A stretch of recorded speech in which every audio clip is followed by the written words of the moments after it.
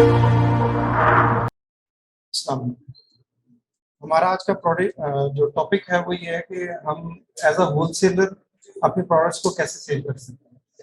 ठीक है, तो एज अ होलसेलर हम अपने प्रोडक्ट के इस टॉपिक को देखते हैं।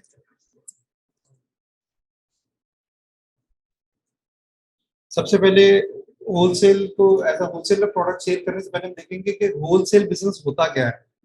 होलसेल बिजनेस एक्चुअली होता है कि हम एक ब्रांड की प्रोडक्ट उसके मैन्युफैक्चरर से या उसके ऑथराइज एजेंट से उसको परचेज करते हैं बल्क में, और उसको एंड कंज्यूमर को सेल करते हैं एज अ होलसेलर।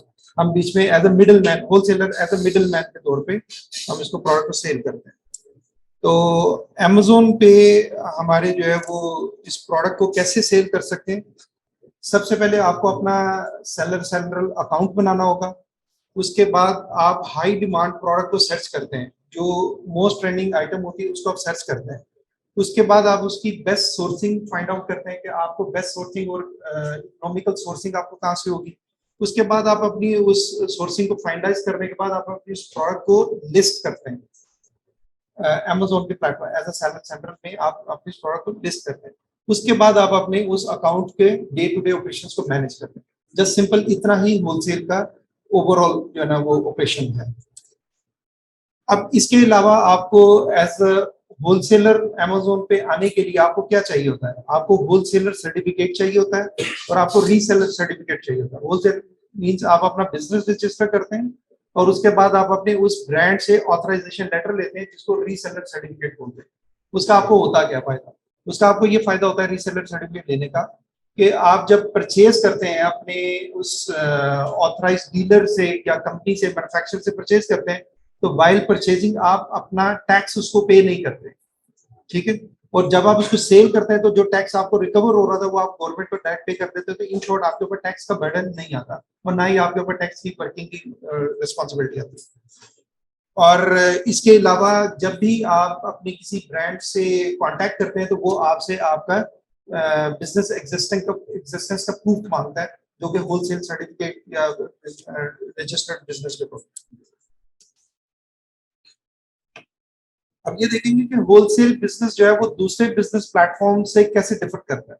इसमें हमारे पास डिफरेंट है। सिंपल पहले हम होलसेल हमने डिस्कस कर लिया कि होलसेल क्या है, कि आप अपने मैन्युफैक्चरर या रजिस्टर्ड एजेंट या डिस्ट्रीब्यूटर वगैरह से आप बल्क में उसकी परचेजिंग करते हैं, यानी कि उसका आप ऑनरशिप टाइटल अपने नाम ट्रांसफर करते हैं, प्रोडक्ट आप खुद ऑन करते हैं और उसके बाद वन बाय वन आप कंज्यूमर्स को सेल करते हैं। सिंपल आर्बिट्रेज क्या है, क्या आप वन बाय वन यूनिट को परचेज करते हैं लो कॉस्ट पे और उसको सेल करते हैं, बल्क में आप परचेज नहीं करते।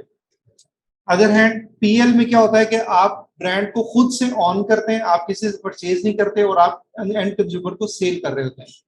और ड्रॉप शिपिंग में क्या करते हैं, आप प्रोडक्ट को सिरे से खरीदते ही नहीं है और जैसे ही आपके पास ऑर्डर्स आते हैं आप immediately on the other side आप अपने सेलर को ऑर्डर प्लेस करते हैं और फिर डायरेक्ट शिप करवा देते हैं अपने कस्टमर को। होलसेल के केस में क्या है कि आप बल्क में परचेजिंग करते हैं और प्रोडक्ट को खुद अपने पास ऑन करते हैं और उसको फिर सेल करते हैं।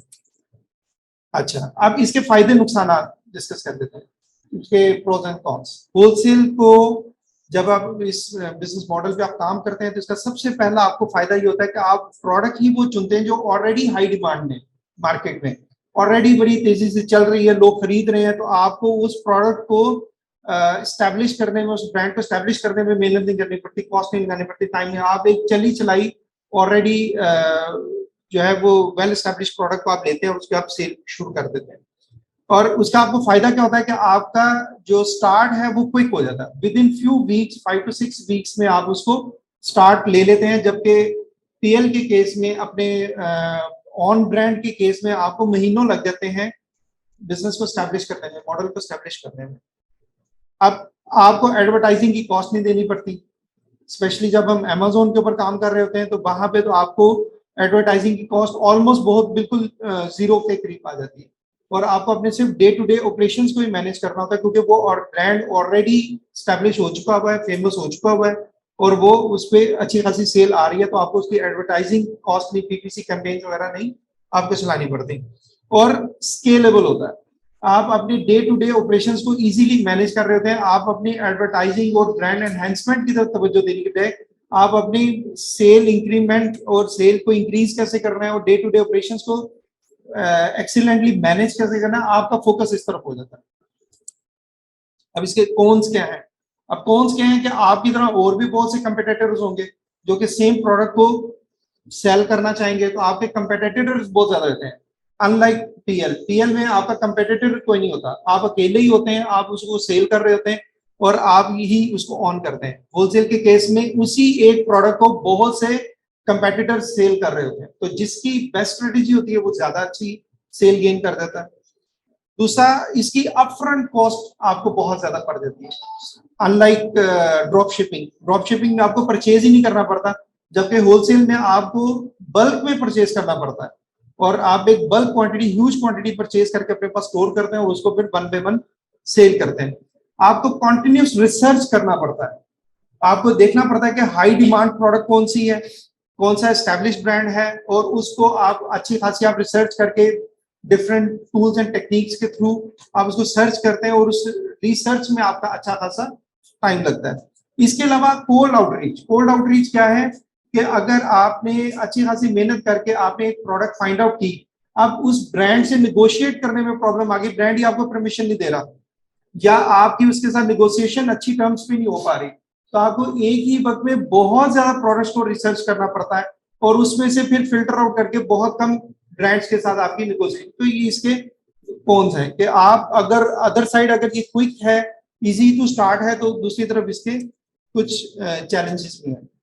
अब प्रोडक्ट को अगर आप Amazon पे सेल करते हैं तो आप क्विक मनी कैसे इंक्रीज कर सकते हैं, आप अपना रेवेन्यू कैसे इंक्रीज कर सकते हैं? आप अपनी रिसर्च अच्छी करें और अच्छी प्रोडक्ट्स को फिल्टर आउट करें, अच्छी प्रोडक्ट्स को देखें, उसके बाद आप कैलकुलेट करें कि आप इस प्रोडक्ट को सेल करके कितना रेवेन्यू अर्न कर सकते हैं, आपका आरओआई कितना बन सकता है, रिटर्न ऑन इन्वेस्टमेंट आपकी कितनी बन सकती है। इसके अलावा आप देखिए कि Amazon पे उसकी जो है वो डिमांड कितनी ज्यादा है, ओवरऑल मार्केट में उसकी डिमांड कितनी ज्यादा है और Amazon के प्लेटफॉर्म पे उसकी डिमांड कितनी ज्यादा है, आप ये उसको सर्च करें और फिर उसके बाद राइट सप्लायर फाइंड आउट करें। आप देखिए क्या डायरेक्टली मैन्युफैक्चरर से वही प्रोडक्ट लेना ज्यादा बेहतर है, डिस्ट्रीब्यूटर से लेना वही प्रोडक्ट ज्यादा बेहतर है, या एजेंट से, जिससे आपकी अच्छी और बेस्ट टर्म्स आपकी बन जाए, वही आप करें। उसके बाद आप अपनी जो आपका ब्रांड फाइनलाइज हो जाए उससे आप नेगोशिएट करें और फिर आप अपना बिजनेस स्टार्ट कर सकते हैं।